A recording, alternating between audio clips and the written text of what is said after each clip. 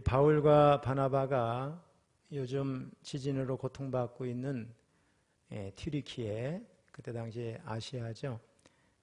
그 튀르키예 내륙에 위치한 이고니온에서 복음을 전할 때 유대인들이 그를 죽이려고 하니까 도망을 쳐서 시도해보면 그 아래쪽에 있는 루스드라 더베 지역에서 복음을 전했습니다.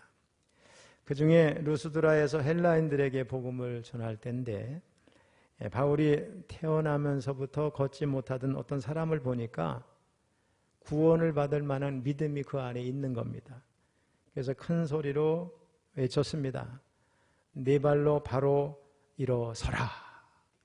근데 놀랍게도 그 사람이 벌떡 일어나서 걷는 것입니다.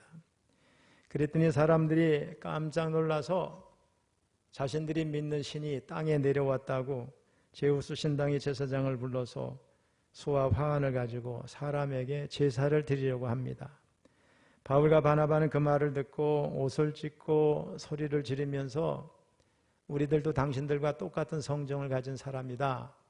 그렇게 말을 하면서 이런 헛된 일을 못하게 하기 위해서 우리가 복음을 전한다고 말합니다. 그리고 천지를 만드시고 다스리는 하나님께 돌아오라고 외치면서 자신들에게 드리는 제사를 겨우 이제 말립니다. 자, 이후에 비시디아 안디옥과 이고니온에서 180km 정도를 달려온 유대인들이 사람들을 막 충동시켜서 돌로 사도 바울을 쳤습니다. 그런 다음 바울이 죽은 줄 알고 시해로 끌어다 내버립니다. 우리 19절을 읽어보겠습니다. 시작. 유대인들이 안디옥과 이고니온에서 와서 무리를 충동하니 그들이 돌로 바울을 쳐서 죽은 줄로 알고 시해로 끌어내치니라. 예수님은 바울을 부르실 때부터 그가 이방인들과 또 임금들과 이스라엘 자손에게 복음을 전할 때 얼마나 고난을 많이 받게 될 것인지 하나의 본보기가 될 거다, 이런 말씀을 하신 적이 있습니다. 사도행전 9장 15절 16절을 읽어봅니다. 시작. 주께서 이르시되 가라, 이 사람은 내 이름을 이방인과 임금들과 이스라엘 자손들에게 전하기 위하여 택한 나의 그릇이라. 그가 내 이름을 위하여 얼마나 고난을 받아야 할 것을 내가 그에게 보이리라 하시니. 사도 바울은 복음을 전하기 위해서 우리 인간으로서는 참으로 감당하기 힘든 육체적인 고난을 많이 겪었습니다. 좀 길지만 우리 같이 읽어보기 원합니다. 고린도후서 11장 23절로 27절 좀 크게 읽어보겠습니다. 시작. 그들이 그리스도의 일꾼이냐 정신없는 말을 하거니와 나는 더욱 그러하도다. 내가 수고를 넘치도록 하고 옥에 갇히기도 더 많이 하고 매도 수없이 맞고 여러 번 죽을 뻔하였으니 유대인들에게 40에서 하나 감한매를 5번 맞았으며 3번 태장으로 맞고 1번 돌로 맞고 3번 파손하고 일주야를 깊은 바다에서 지냈으며 여러 번 여행하면서 강의 위험과 강도의 위험과 동족의 위험과 이방인의 위험과 신의 위험과 광야의 위험과 바다의 위험과 거짓 형제 중에 위험을 당하고 또 수고하며 애쓰고 여러 번 자지 못하고 줄이며 목마르고 여러 번 굶고 춥고 헐벗었노라. 바울에게는 또 다른 고난도 있었습니다. 고린도후서 12장 7절 시작. 여러 계시를 받은 것이 지극히 크므로 너무 자만하지 않게 하시려고 내 육체의 가시 곧 사탄의 사자를 주셨으니 이는 나를 쳐서 너무 자만하지 않게 하려 하심이라. 이뿐만이 아닙니다. 바울에게는 육체적인 고통 외에 내면적인 고통도 있었습니다. 그것은 그가 주님으로부터 부름을 받아서 이방인의 사도로 여러 지역에 다니면서 복음을 전하는데 이방 사람들이 구원받고 많이 주님께로 돌아오는데 정작 자신들의 가족, 동족들, 친인척들을 이제 복음을 전해야 되는데 그렇게 하지 못하는 아픔이 있었습니다. 어쨌든 루스드라에서 유대인들에게 돌로 맞아서 피투성이가 된 채 의식을 잃고 시내 밖으로 버려진 바울 주변에 그가 죽은 줄 알고 제자들이 둘러섰는데 기적처럼 바울이 벌떡 일어섭니다. 그리고는 아무렇지도 않은 듯이 자기를 돌로 쳤던 그 지역이죠. 시내 성으로 다시 들어갔다 나와서 다음날 바나바와 함께 마지막 코스죠. 더베라고 하는 데 가서 복음을 전했는데 많은 사람들이 주께 돌아와 제자가 됩니다. 우리 20절 21절 읽어봅니다. 시작. 제자들이 둘러섰을 때에 바울이 일어나 그 성에 들어갔다가 이튿날 바나바와 함께 더베로 가서 복음을 그 성에서 전하여 많은 사람을 제자로 삼고 루스드라와 이고니온과 안디옥으로 돌아가서. 여러분 여기 보면 안디옥도 나오고 루스드라, 더베, 이고니온 이런 지명이 나오죠. 지금의 튀르키예 중부 지역입니다. 1차 전도여행 때 마지막 갔던 곳이 더베인데 거기서 이제 거꾸로 다시 왔던 길을 되돌라 이렇게 가는 거죠. 그러면서 형제들을 권면하게 되는데 더베가 바나바 바울의 1차 전도여행의 반환점이 된다고 볼 수 있습니다. 그래서 자신이 전도했던 곳에 루스드라, 이고니온, 안디옥 이 지역을 다시 찾아가서 뭐라고 했는지 한번 보세요. 22절 시작. 제자들의 마음을 굳게 하여 이 믿음에 머물러 있으라 권하고 또 우리가 하나님의 나라에 들어가려면 많은 환난을 겪어야 할 것이라 하고.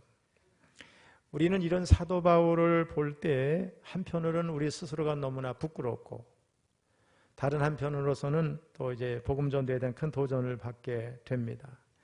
여러분 자기를 죽이려는 유대인들이 득실득실한 그 고통의 현장, 상처의 현장에 박해 현장에 다시 이렇게 되돌아가는 일은 쉽지 않은 일이죠.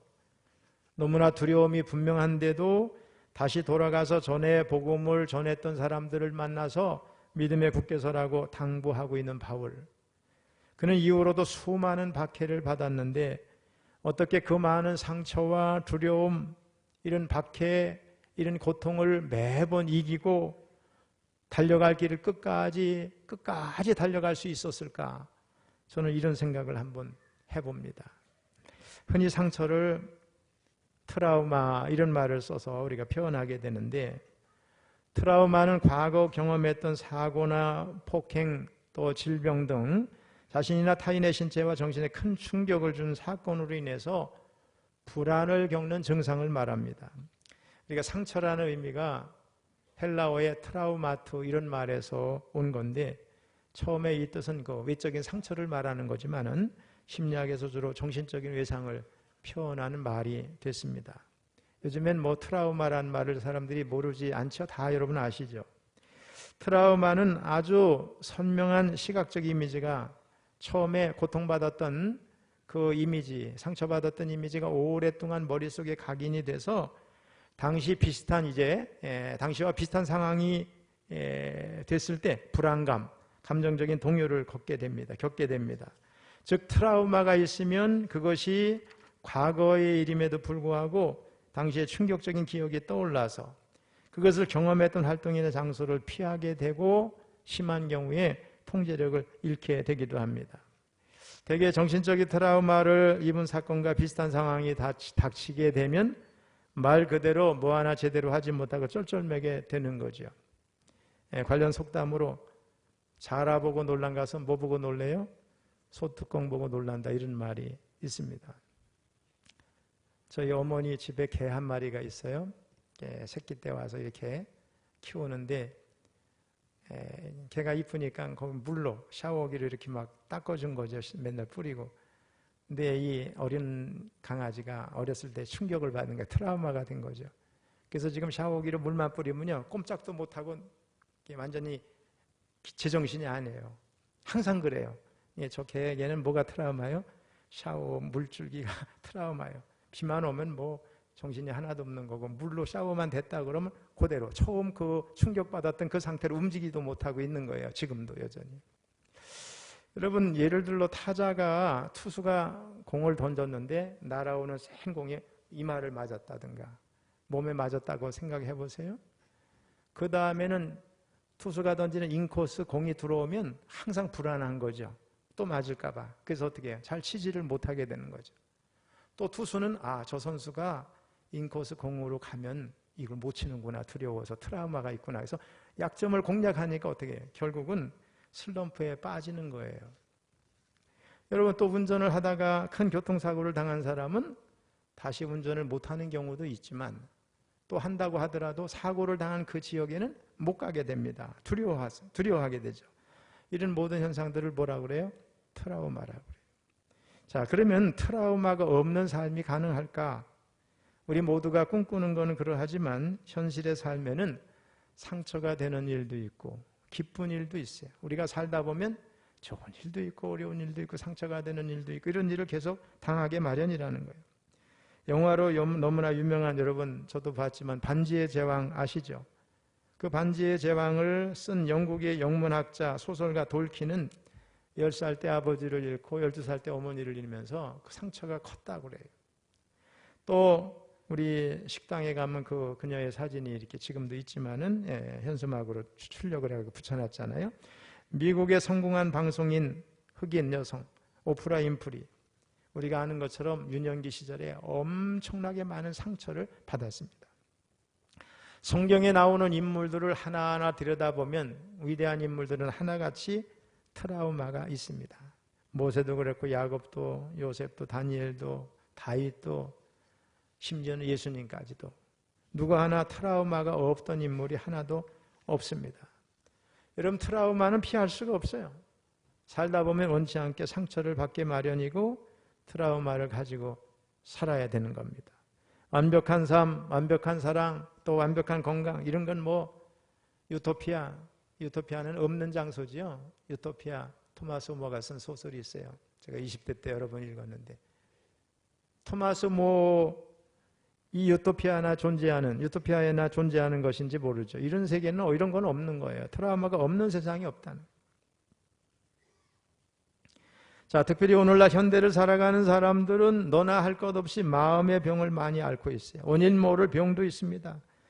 문제는 정신적인 병인데 어떤 충격적인 사건을 계기로 심리적인 손상을 입은 사람은 자꾸 꿈을 꾸게 되고 그 생각을 통해서 사건을 반복적으로 늘 경험하게 되는 거죠. 똑같이.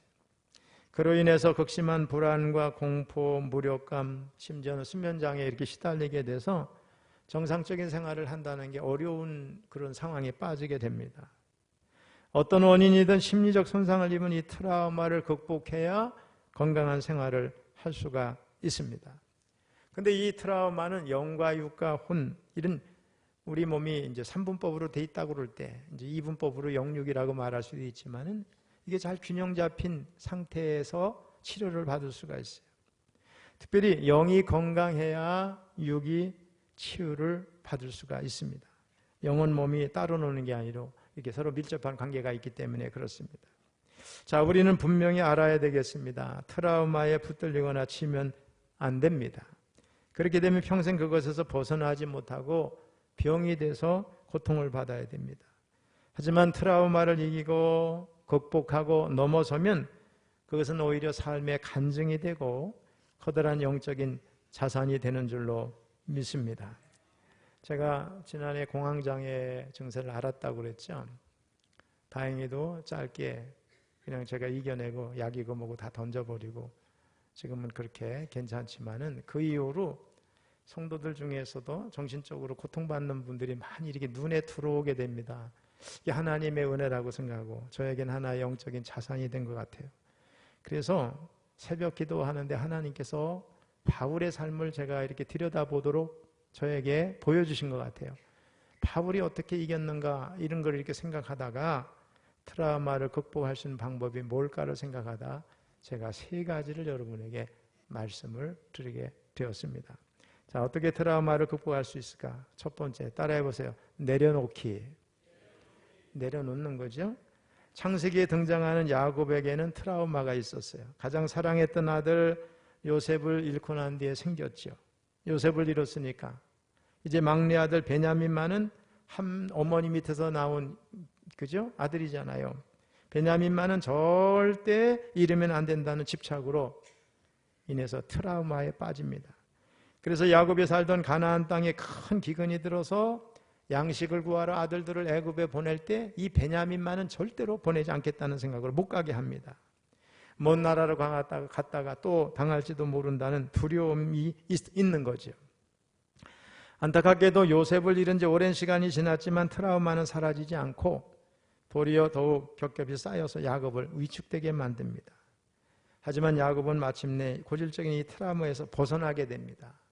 우리가 아는 대로 애굽으로 양식을 구하러 갔던 10명의 아들들 중에 9명만 돌아오고 둘째 시므온이 인질로 잡혔어요.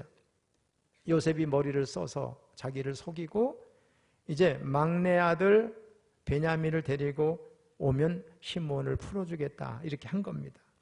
처음에 아버지 야곱은 베냐민을 절대 보낼 수 없다고 버팁니다.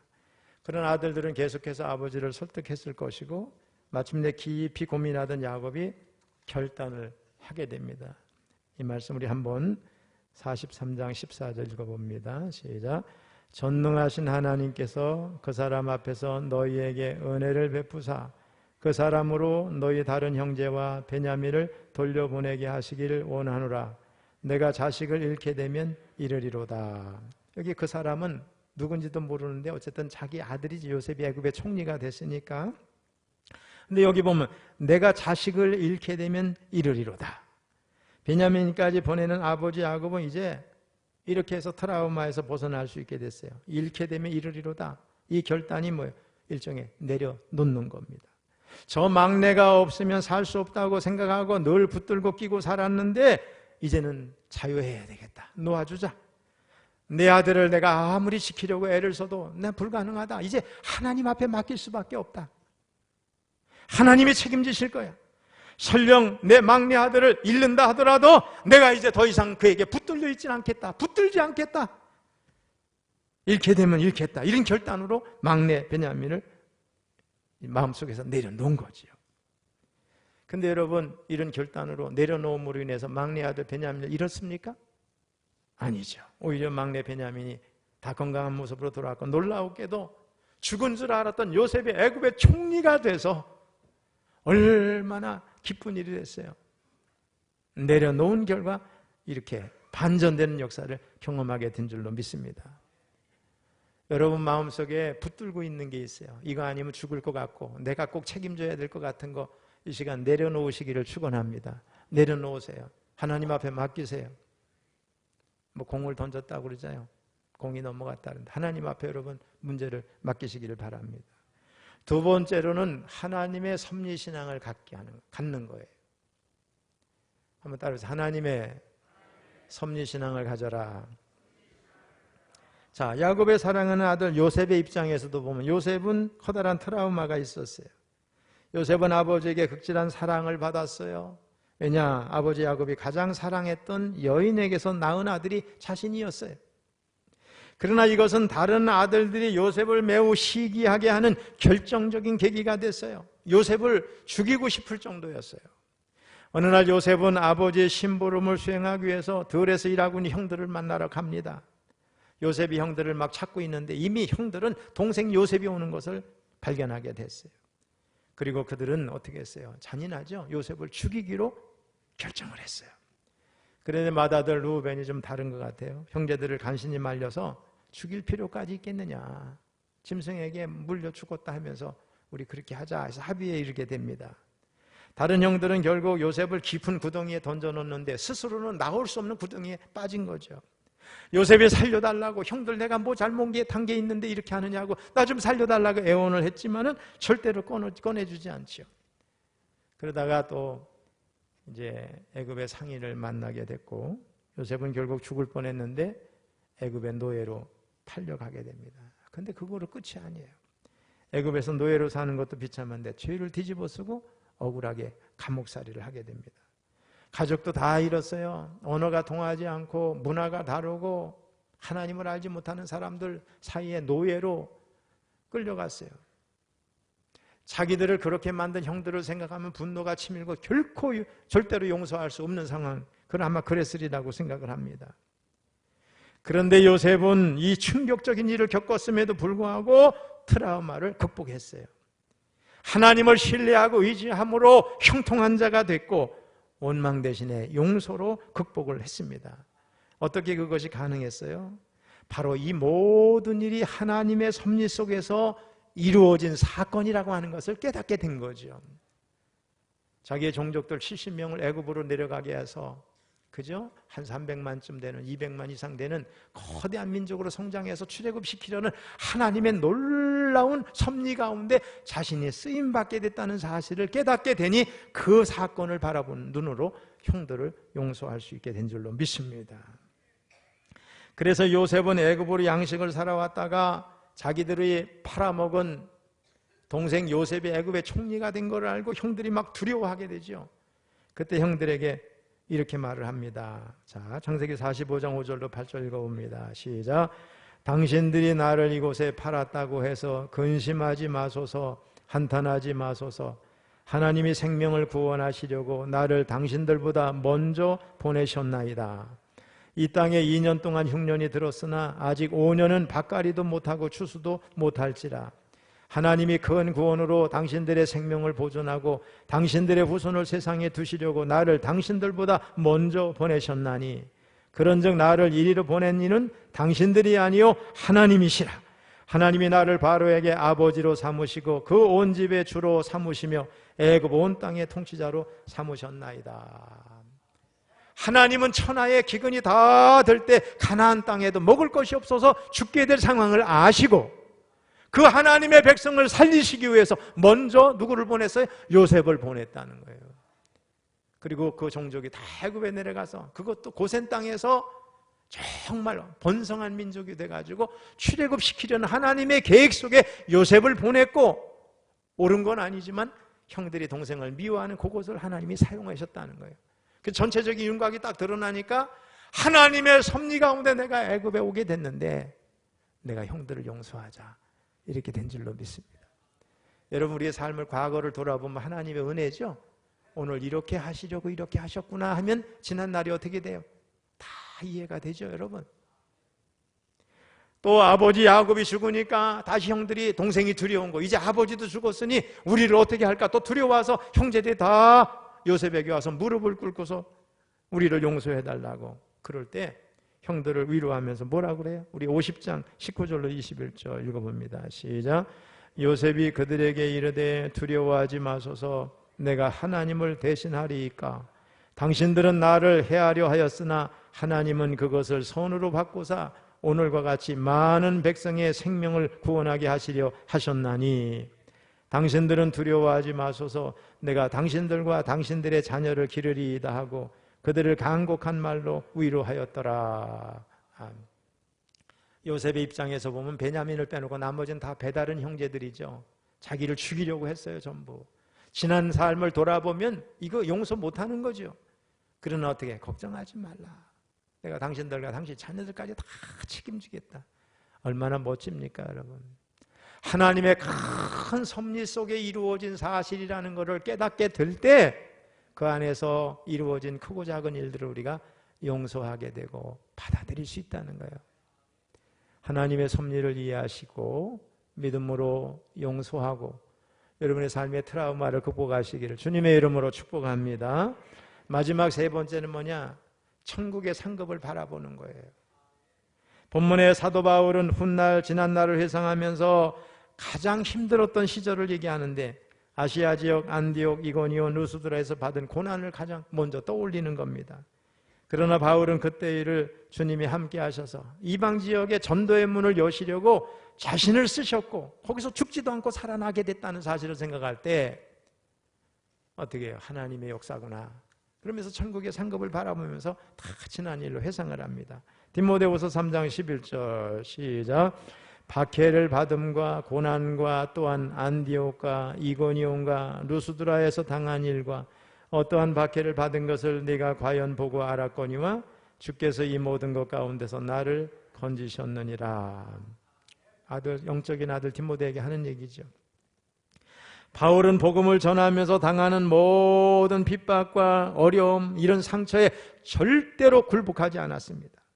달려갈 길을 다 달려간 후에 AD 67년경 마침내 로마에서 체포가 됐고 결국 감옥에 있다가 목이 잘려 처형을 당합니다. 채용장으로 가기 직전에 착고에 채워져 죽음을 기다리는 사도 바울, 과연 그 상태에서 어떤 생각을 했을까? 그때 마지막 순교를 앞두고 사도 바울은 이런 말씀을 남겼어요. 디모데후서 2장 9절 시작. 복음으로 말미암아 내가 죄인과 같이 매이는 데까지 고난을 받았으나 하나님의 말씀은 매이지 아니하니라. 돌아보면 자신이 감옥에 들어가 있을 때도 있고 어려울 때가 많았어요. 그런데 입만 열어서 복음만 전하면 사람이 구원받는다는 사실을 깨닫게 됐어요. 성지 순례자들에게 바울의 채용장으로 알려진 곳, 그 맨쪽 흠이진 곳 중앙에 큰 유화가 걸려 있습니다. 바울의 잘린 목에서 막 피가 터져 나오는 장면입니다. 그의 주변 사람들이 눈과 얼굴 가리고 슬피 울고 있습니다. 인생이 가장 암울하고 처절해 보이는 현장 그림이죠.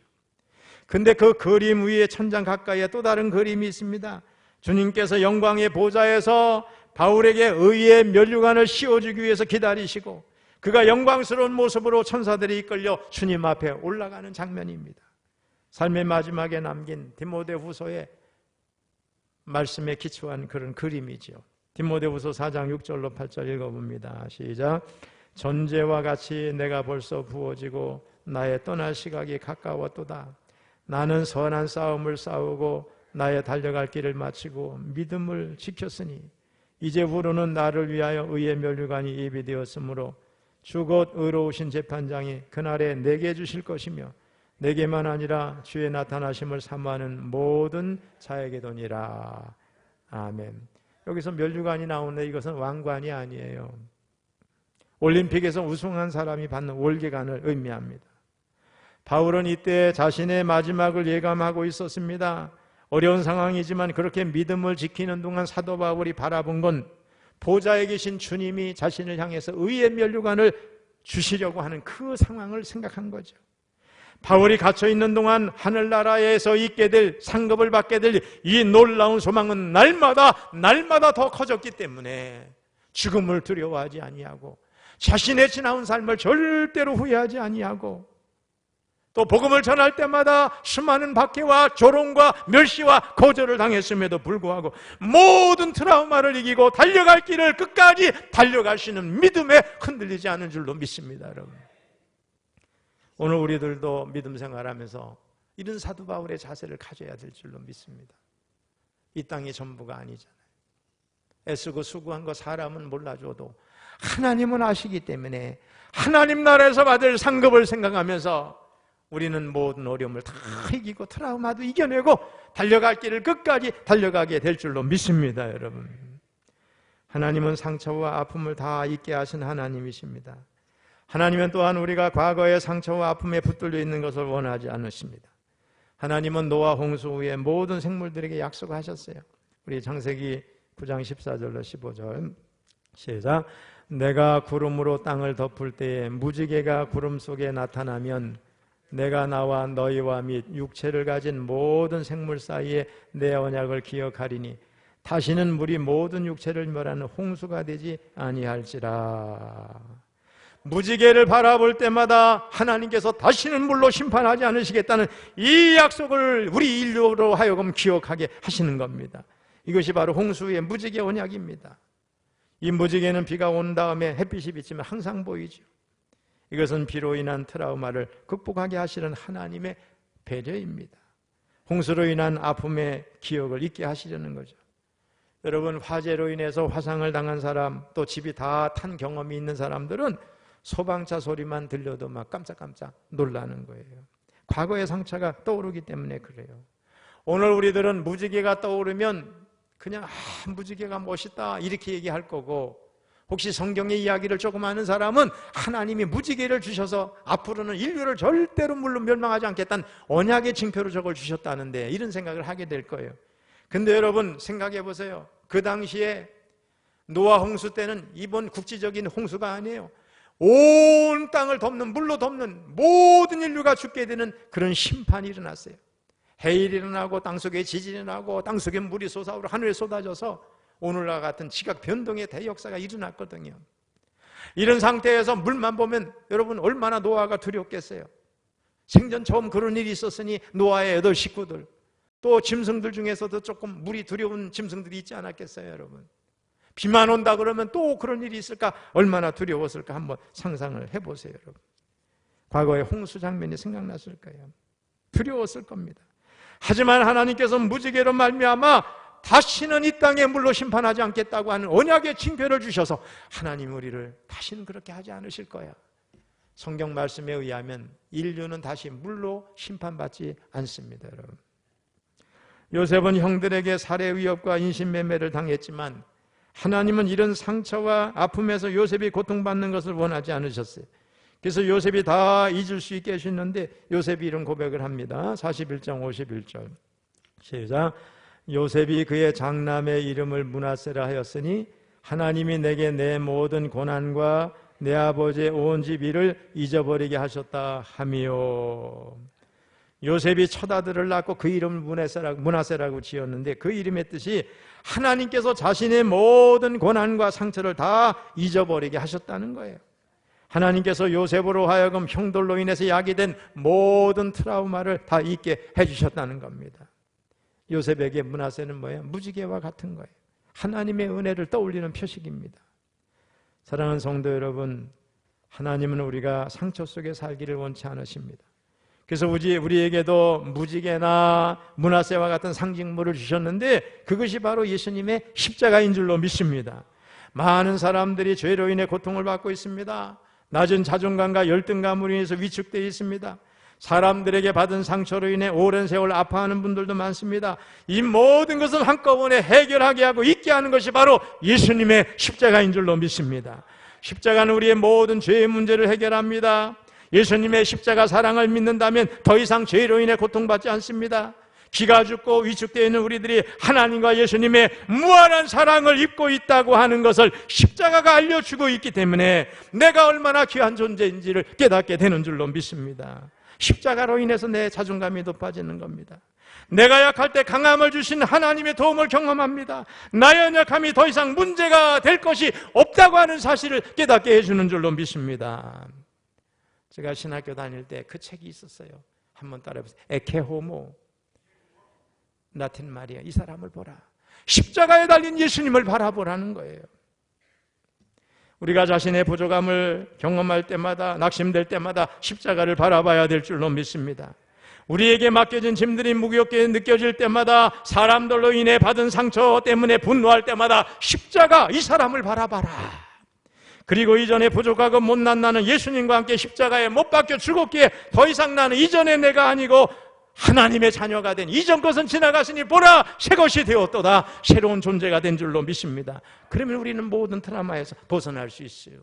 예수 믿기 전에 나의 삶이, 나의 환경이 어땠는지 상관이 없어요. 나의 부모가 어땠는지 상관없어요. 어떤 상처, 어떤 길을 걸어왔든지 다 상관이 없는 줄로 믿습니다. 이 사람을 바라보라. 예수 믿고 하나님의 자녀가 된 사람은 이전 것은 지나갔으니 보라 새로운 존재가 되었도다. 이렇게 하나님은 우리 마음속에 상처, 그 트라우마가 남아있기를 원하지 않으시고 무지개를 주시고 므낫세를 주시고 십자가의 사랑을 우리에게 주신 줄로 믿습니다. 그러니 우리들은 이제부터 상처나 아픔을 기억하기보다 하나님께서 베푸신 은혜를 더 많이 기억해야 될 줄로 믿습니다. 내가 받은 사랑과 은혜를 세봐야 합니다. 우리가 받은 상처가 아무리 커도 여러분 십자가의 사랑에 비할 수 있겠습니까? 우리의 상처는 작은 정도가 아니라 아주 미미하다고 할 수 있습니다. 천지를 지으신 하나님과 그 아들 예수님께서 나를 죽기까지 사랑하시는데 무엇이 우리를 더 아프게 할 수 있겠는가? 그러므로 이 자리에 참석한 성도님들 모두 이제 여러분 안에 있는 트라우마는 십자가의 사랑 안에서 더 이상 문제가 될 것이 없다고 선언을 하시고 자유하시기를 주님의 이름으로 축원합니다.